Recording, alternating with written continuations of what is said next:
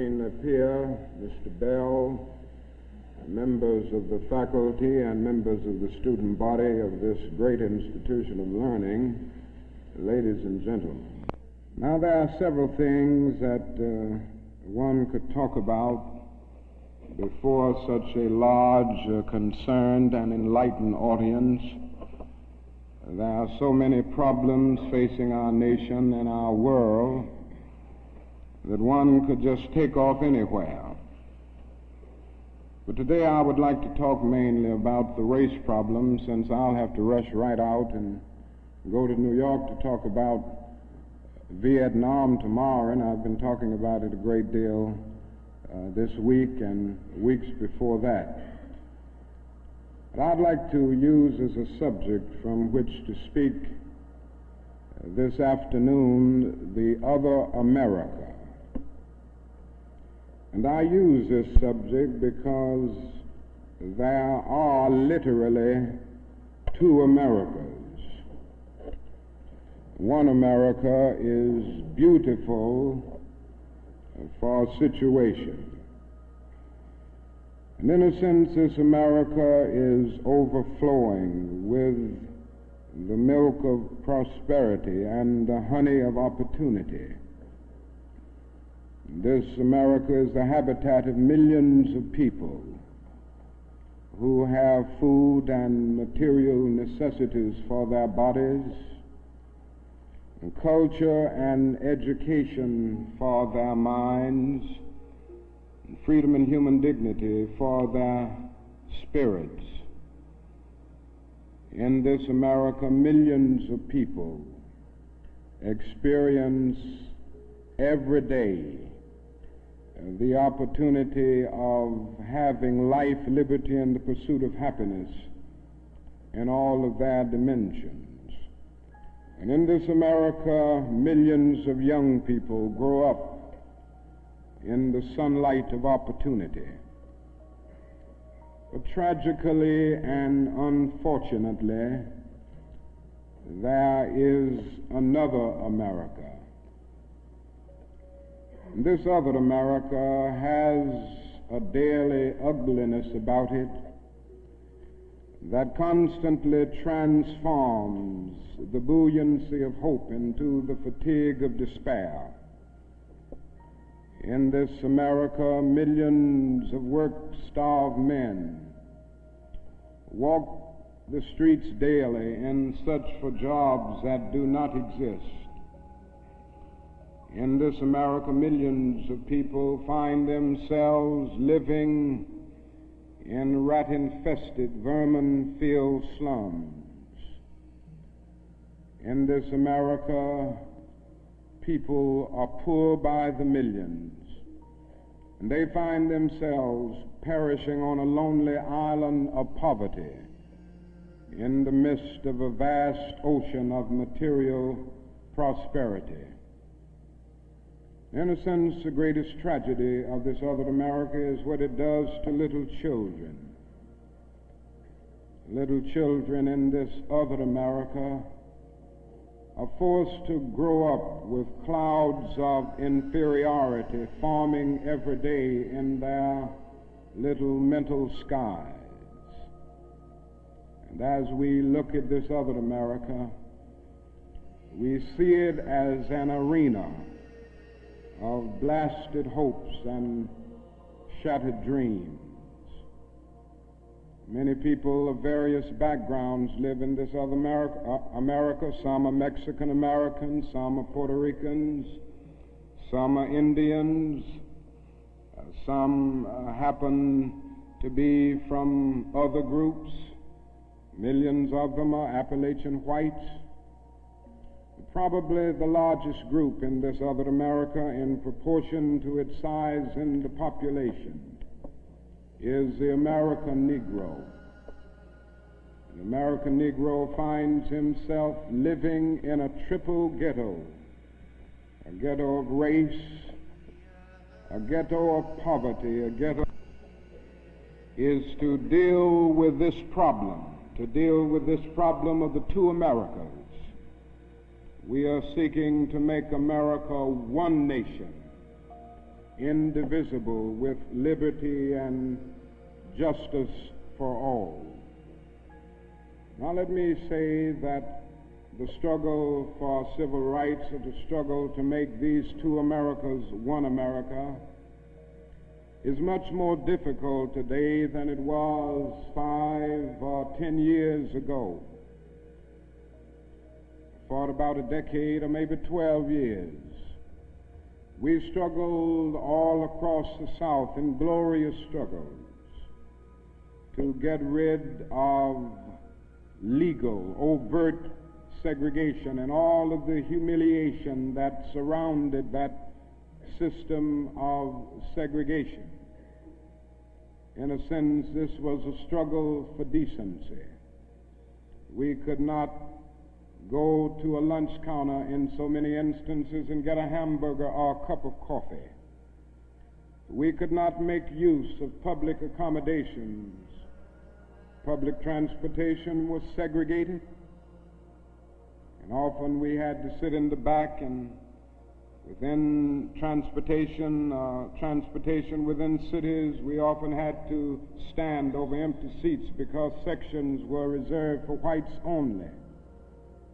We did not have the right to vote in so many areas of the South.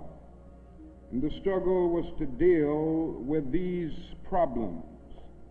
Now, certainly they were difficult problems. They were humiliating conditions.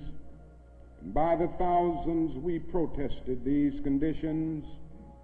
We made it clear that it was ultimately more honorable to accept jail cell experiences than to accept segregation and humiliation.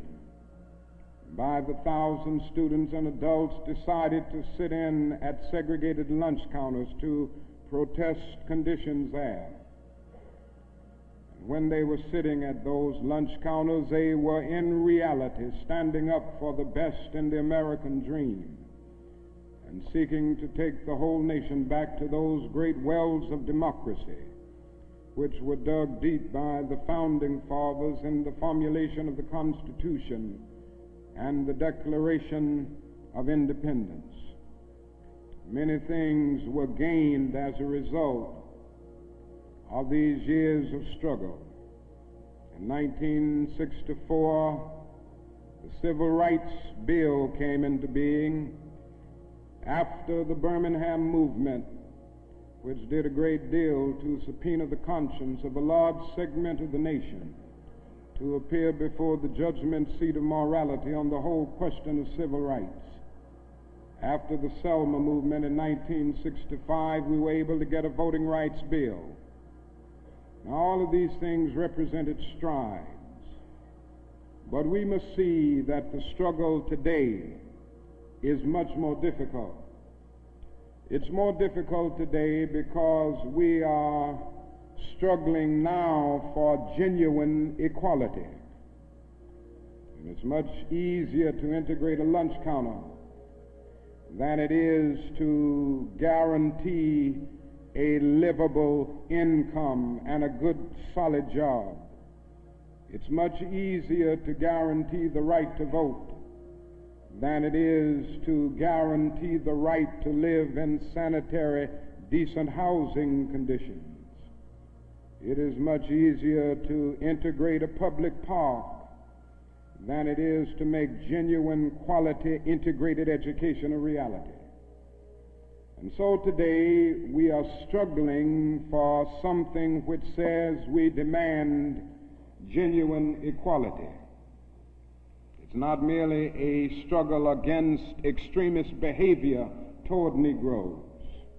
And I'm convinced that many of the very people who supported us in the struggle in the South are not willing to go all the way now. I came to see this in a very difficult and painful way in Chicago over the last year, where I've lived and worked. Some of the people who came quickly to march with us in Selma and Birmingham were active around Chicago. And I came to see that so many people who supported morally and even financially what we were doing in Birmingham and Selma were really outraged against the extremist behavior of Bull Connor and Jim Clark toward Negroes, rather than believing in genuine equality for Negroes. And I think this is what we've got to see now, and this is what makes the struggle much more difficult. And so as a result of all of this, we see many problems existing today that are growing more difficult. It's something that is often overlooked, but Negroes generally live in worse slums today than 20 or 25 years ago. In the North, schools are more segregated today than they were in 1954 when the Supreme Court's decision on desegregation was rendered. Economically, the Negro is worse off today than he was 15 and 20 years ago. And so the unemployment rate among whites at one time was about the same as the unemployment rate among Negroes. But today the unemployment rate among Negroes is twice that of whites. And the average income of the Negro is today 50% less than whites. And as we look at these problems, we see them growing and developing every day. We see the fact that the Negro economically is facing a depression in his everyday life that is more staggering than the depression of the 30s. The unemployment rate of the nation as a whole is about 4%. Statistics would say from the Labor Department that among Negroes it's about 8.4%. But these are the persons who are in the labor market, who still go to employment agencies to seek jobs, and so they can be calculated. The statistics can be gotten because they are still somehow in the labor market. But there are hundreds of thousands of Negroes who have given up. They've lost hope. They've come to feel that life is a long and desolate corridor for them with no exit sign. And so they no longer go to look for a job. There are those who would estimate that these persons who are called the discouraged persons would be 6 or 7% in the Negro community. And that means that unemployment among Negroes may well be 16%. Among Negro youth in some of our large urban areas, it goes to 30 and 40%. And so you can see what I mean when I say that in the Negro community, that is a major, tragic, and staggering depression that we face in our everyday lives.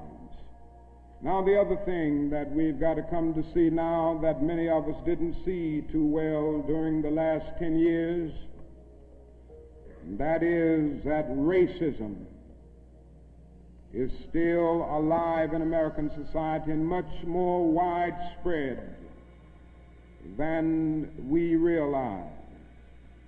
And we must see racism for what it is. It is a myth of the superior and the inferior race.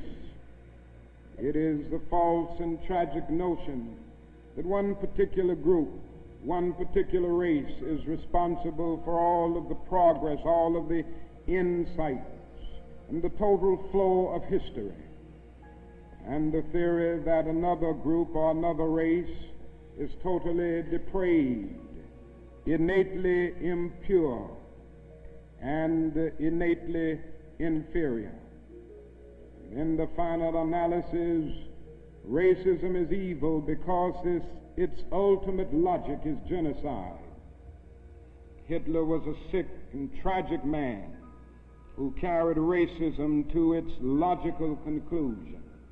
And he ended up leading a nation to the point of killing about 6 million Jews. And this is the tragedy of racism, because its ultimate logic is genocide.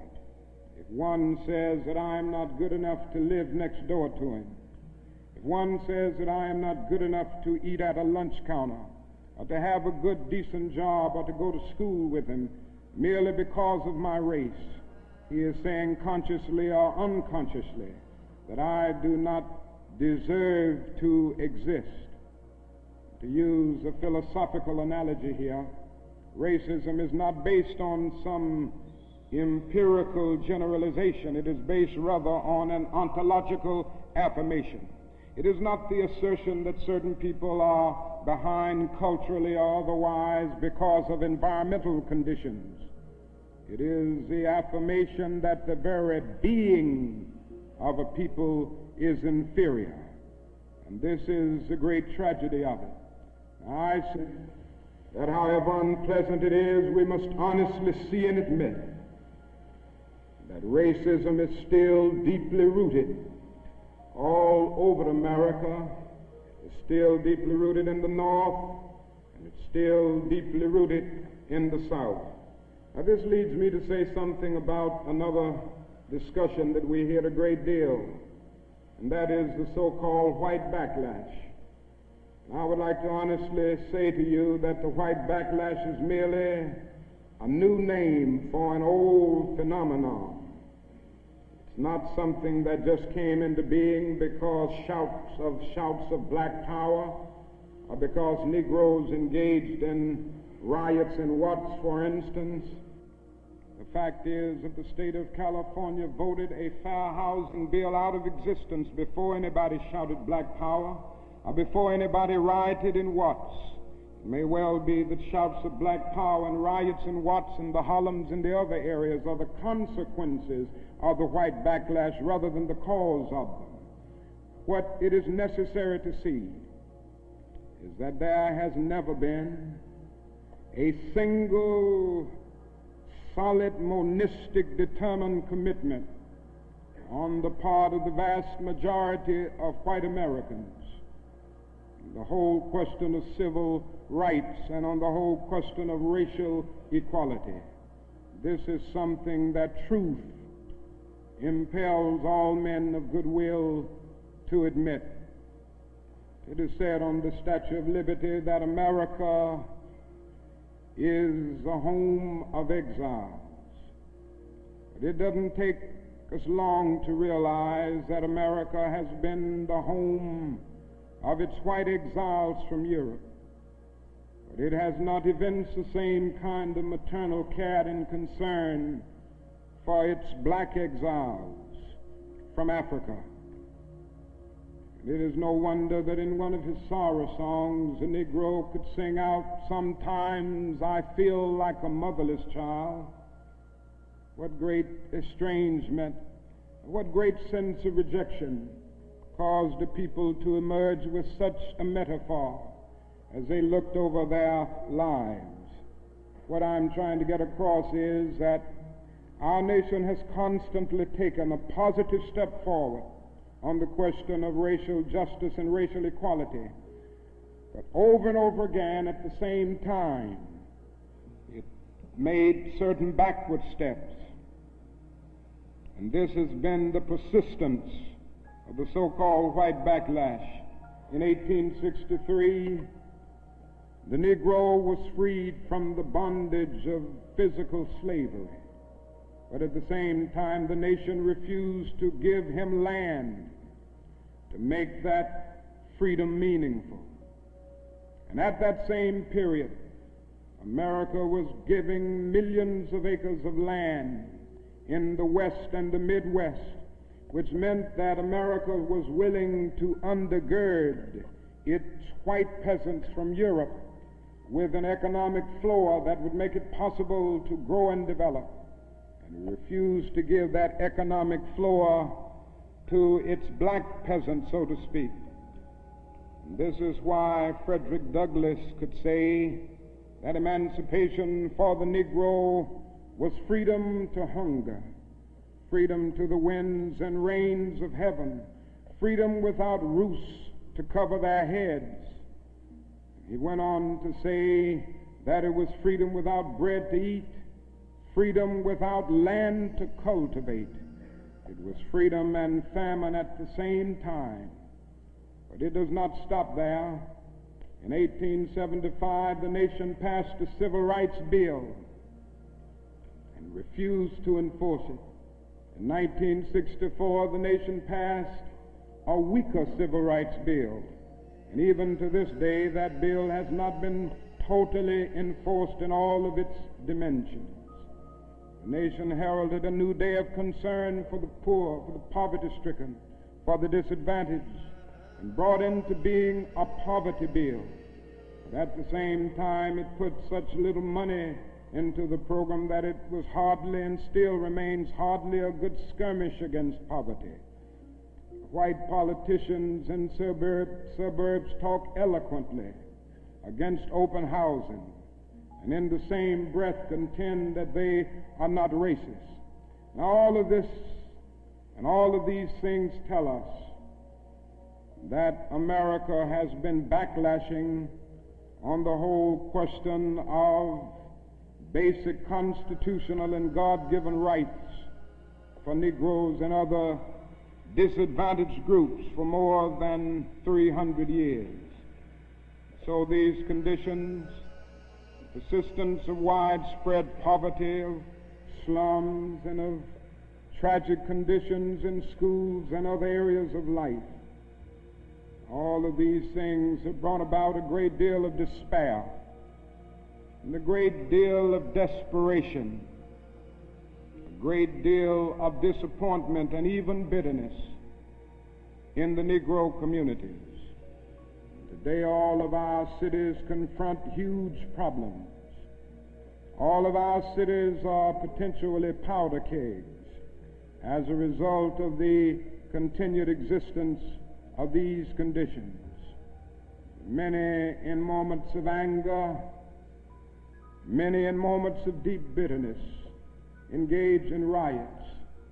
And let me say, as I've always said, and I will always continue to say, that riots are socially destructive and self-defeating.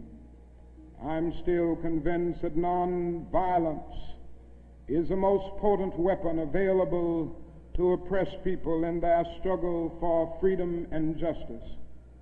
I feel that violence will only create more social problems than they will solve, and that in a real sense it is impractical for the Negro to even think of mounting a violent revolution in the United States. So I will continue to condemn riots and continue to say to my brothers and sisters that this is not the way.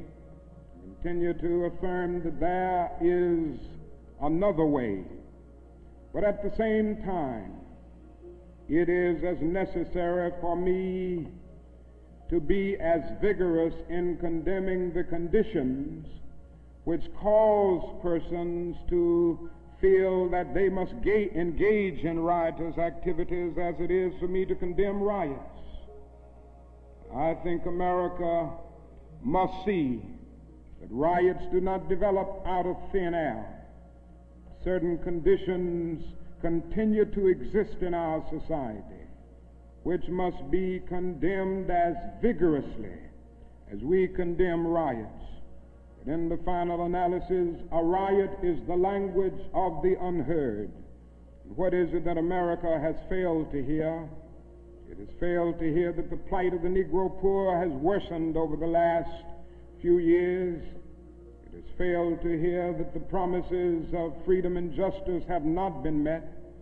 And it has failed to hear that large segments of white society are more concerned about tranquility and the status quo than about justice, equality, and humanity. And so in a real sense, our nation's summers of riots are caused by our nation's winters of delay. And as long as America postpones justice, we stand in the position of having these recurrences of violence and riots over and over again. social justice, and progress are the absolute guarantors of riot prevention.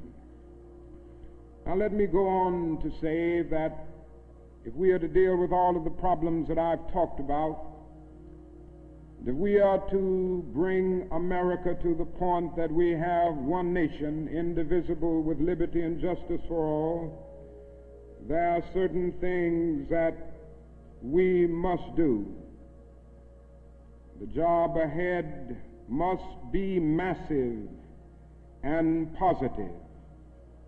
We must develop massive action programs all over the United States of America in order to deal with the problems that I have mentioned. Now, in order to develop these massive action programs, we've got to get rid of one or two false notions that continue to exist in our society. One is the notion that only time can solve the problem of racial injustice. I'm sure you've heard this idea.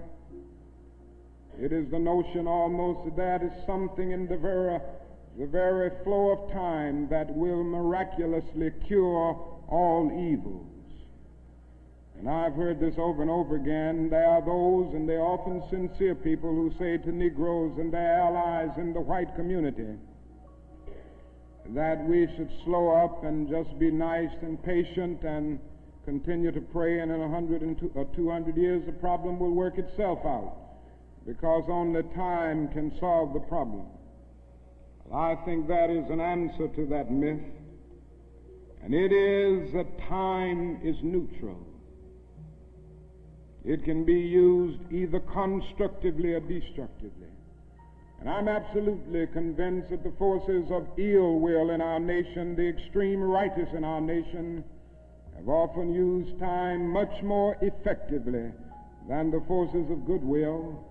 And it may well be that we will have to repent in this generation, not merely for the vitriolic words of the bad people and the violent actions of the bad people, but for the appalling silence and indifference of the good people who sit around and say, wait on time. Somewhere we must come to see that social progress never rolls in on the wheels of inevitability. It comes through the tireless efforts and the persistent work of dedicated individuals, and without this hard work, time itself becomes an ally of the primitive forces of social stagnation. And so we must help time, and we must realize that the time is always right to do right. Now there's another notion that gets out. It's around everywhere. It's in the South, it's in the North, it's in California, and all over our nation. It's a notion that legislation can't solve the problem. It can't do anything in this area. And those who project this argument contend that you've got to change the heart, and that you can't change the heart through legislation. Now, I would be the first one to say that there is real need for a lot of heart changing in our country, and I believe in changing the heart. I preach about it. I believe in the need for conversion in many instances, and regeneration, to use theological terms. And I would be the first to say that if the race problem in America is to be solved, the white person must treat the Negro right, not merely because the law says it, but because it's natural, because it's right, and because the Negro is his brother. And so I realize that if we are to have a truly integrated society, men and women will have to rise to the majestic heights of being obedient to the unenforceable. But after saying this, let me say another thing which gives the other side, and that is that although it may be true that morality cannot be legislated, behavior can be regulated. Even though it may be true that the law cannot change the heart, it can restrain the heartless. Even though it may be true that the law cannot make a man love me, it can restrain him from lynching me, and I think that's pretty important also. And so while the law may not change the hearts of men, it can and it does change the habits of men. And when you begin to change the habits of men, pretty soon the attitudes will be changed, pretty soon the hearts will be changed. Now, I'm convinced that we still need strong civil rights legislation. Now, there's a bill before Congress right now to have a national federal open housing bill, a federal law declaring discrimination in housing unconstitutional, and also a bill to make the administration of justice real all over our country. Now, nobody can doubt the need for this. Nobody can doubt the need if he thinks about the fact that since 1963, some 58 Negroes and white civil rights workers have been brutally murdered in the state of Mississippi alone. Not a single person has been convicted for these dastardly crimes. There have been some indictments, but no one has been convicted. So there is a need for the whole question of the administration of justice. There is a need for fair housing laws all over our country. And it is tragic indeed that Congress last year allowed this bill to die. And that bill died in Congress. A bit of democracy died, a bit of our commitment to justice died. And if it happens again in this session of Congress, greater degree of our commitment to democratic principles will die. And I can see no more dangerous trend in our country than the constant developing of predominantly Negro central cities ringed by white suburbs. This is only inviting social disaster.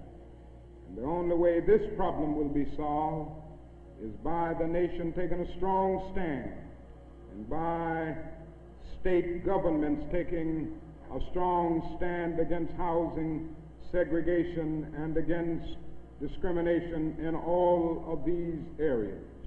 Now, there's another thing that I'd like to mention as I talk about the Massive Action Program, and time will not permit me to go into specific programmatic action to any great degree. But it must be realized now that the Negro cannot solve the problems by himself. There again, there are those who always say to Negroes, why don't you do something for yourself? Why don't you lift yourselves by your own bootstraps? And we hear this over and over again. Now, certainly, there are many things that we must do for ourselves and that only we can do for ourselves. Certainly we must develop within a sense of dignity and self-respect that nobody else can give us, a sense of manhood, a sense of personhood, a sense of not being ashamed of our heritage, not being ashamed of our color. It was wrong and tragic that the Negro ever allowed himself to be ashamed of the fact that he was black, or ashamed of the fact that his home, ancestral home, was Africa. And so there's a great deal that the Negro can do to develop self-respect. There's a great deal that the Negro must do and can do to amass political and economic power within his own community and by using his own resources. And so we must do certain things for ourselves, but this must not negate the fact and cause the nation to overlook the fact that the Negro cannot solve the problem himself. A man was on the plane with me some weeks ago, and he came and talked with me, and he said, the problem, Dr. King, that I see with what you all are doing is that every time I see you and other Negroes, you are protesting, and you aren't doing anything for yourselves. He went on to tell me that he was very poor at one time, and he was able to make it by doing something for himself. Why don't you teach your people, he said, to lift themselves by their own bootstraps. And then he went on to say other groups face disadvantages, the Irish, the Italians, and he went down the line. And I said to him that it does not help the Negro, it only deepens his frustration for unfeeling and sensitive people to say to him that other ethnic groups who migrated or were immigrants to this country just 100 years ago or so have gotten beyond him, and he came here some 344 years ago. And I went on to remind him the Negro came to this country involuntarily in chains, while others came voluntarily. I went on to remind him that no other racial group has been a slave on American soil. I went on to remind him that the other problem that we have faced over the years is that the society placed a stigma on the color of the Negro, on the color of his skin, because he was black. Doors were closed to him that were not closed to other groups. And I'm to say to people that you ought to lift yourself by your own bootstraps, but it is a cruel jest to say to a bootless man that he ought to lift himself by his own bootstraps. The fact is that millions of Negroes, as a result of centuries of denial and neglect, have been left bootless, and they find themselves impoverished aliens in this affluent society. And that is a great deal that the society can and must do if the Negro is to gain the economic security that he needs. Now, one of the answers, it seems to me, is a guaranteed annual income, a guaranteed minimum income for all people and for all families of our country. It seems to me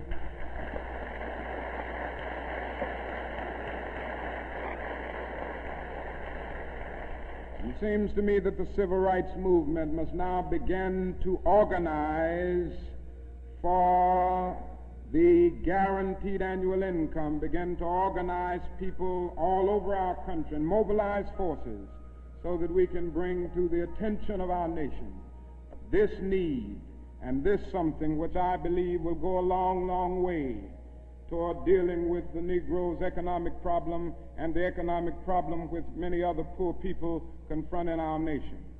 Now, I said I wasn't going to talk about Vietnam, but I can't make a speech without mentioning some of the problems that we face there, because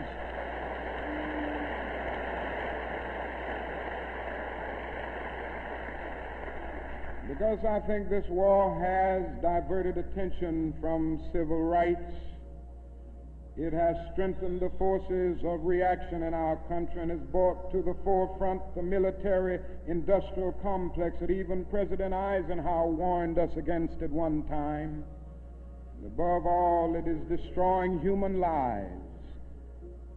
It's destroying the lives of thousands of the young, promising men of our nation, destroying the lives of little boys and little girls in Vietnam. But one of the greatest things that this war is doing to us in civil rights is that it is allowing the great society to be shot down on the battlefields of Vietnam every day. And I submit this afternoon that we can end poverty in the United States. Our nation has the resources to do it. The national gross product of America will rise to the astounding figure of some $7 this year. We have the resources. The question is whether the nation has the will. And I submit that if we can spend $5 billion a year to fight an ill-considered war in Vietnam and $20 billion to put a man on the moon, our nation can spend billions of dollars and on their own 2 feet right here on earth.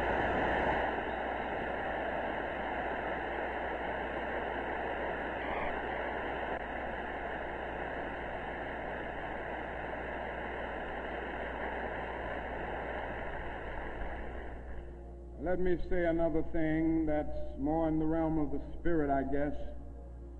That is, if we are to go on in the days ahead and make true brotherhood a reality, it is necessary for us to realize more than ever before that the destinies of the Negro and the white man are tied together. Now, there are still a lot of people who don't realize this. The racists still don't realize this. But it is a fact now that Negroes and whites are tied together, and we need each other. The Negro needs the white man to save him from his fear. The white man needs the Negro to save him from his guilt. We are tied together in so many ways: our language, our music, our cultural patterns, our material prosperity, and even our food are an amalgam of black and white. And so there can be no separate black path to power and fulfillment that does not intersect white roots. And there can be no separate white path to power and fulfillment short of social disaster. It does not recognize the need of sharing that power with black aspirations for freedom and justice. We must come to see now that integration is not merely a romantic or aesthetic something where you merely add color to a still predominantly white power structure.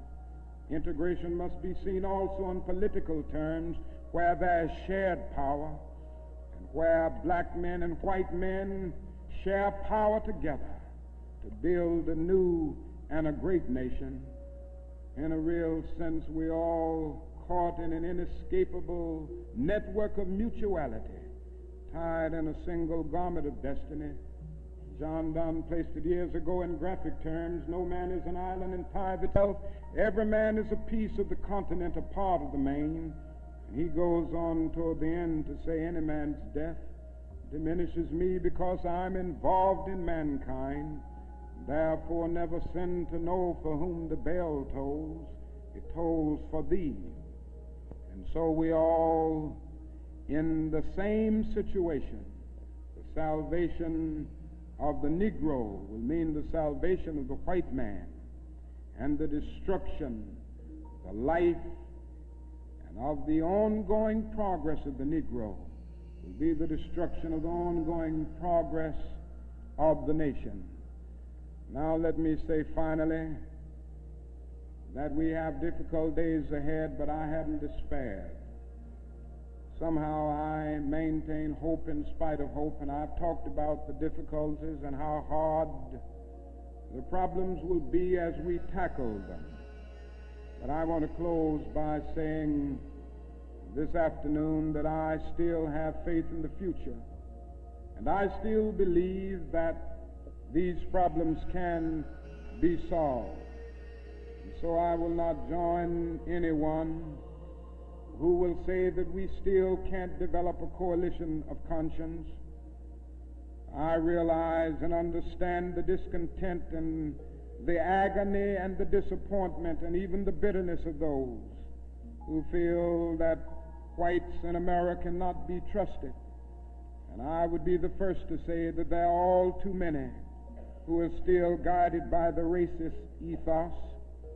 But I am still convinced that there are still many white persons of goodwill, and I'm happy to say that I see them every day in the student generation, who cherish democratic principles and justice above principle, and who will stick with the cause of justice and the cause of civil rights and the cause of peace throughout the days ahead.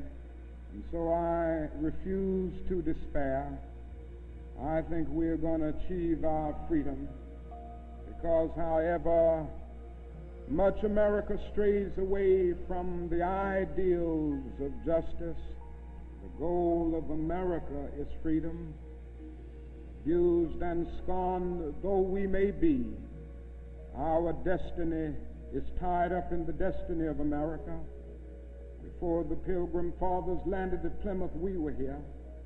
Before Jefferson etched across the pages of history the majestic words of the Declaration of Independence, we were here. before the beautiful words of the Star-Spangled Banner were written, we were here. And for more than 2 centuries, our forebears labored here without wages. They made cotton king. They built the homes of their masters in the midst of the most humiliating and oppressive conditions. And yet out of a bottomless vitality, they continued to grow and develop. And I say that if the inexpressible cruelties of slavery couldn't stop us, the opposition that we now face, including the so-called white backlash, will surely fail. We're going to win our freedom, because both the sacred head of our nation and the eternal will of the Almighty God are embodied in our echoing demands. And so I can still sing, we shall overcome. We shall overcome because the arc of the moral universe is long, but it bends toward justice. We shall overcome because Carlyle is right. No lie can live forever. We shall overcome because William Cullen Bryant is right. Truth crushed earth will rise again. We shall overcome because James Russell Lowell is right. Truth forever on the scaffold, wrong forever on the throne. Yet that scaffold sways the future. With faith, we will be able to hew out of the mounting of despair a stone of hope. With this faith, we will be able to transform the jangling discords of our nation into a beautiful symphony of brotherhood. With this faith, we will be able to speed up the day when all of God's children, black men and white men, Jews and Gentiles, Protestants and Catholics, will be able to join hands and live together as brothers and sisters all over this great nation. That will be a great day. That will be a great tomorrow. In the word, sure to speak symbolically, that will be the day when the morning stars will sing together and the sons of God will shout for joy. Thank you.